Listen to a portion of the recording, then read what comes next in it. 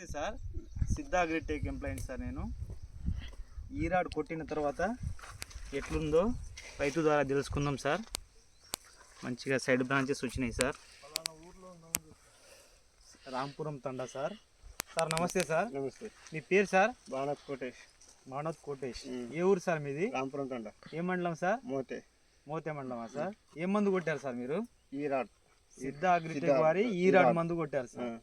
కొట్టక ముందు ఎట్లుండే సార్? మొత్తం నల్లి ఉంది, గజ్జి ఉంది, ముడత మొత్తం ఉంది, పురుగు కూడా ఉంది, పురిగి ఉంది, నల్లి ఉంది.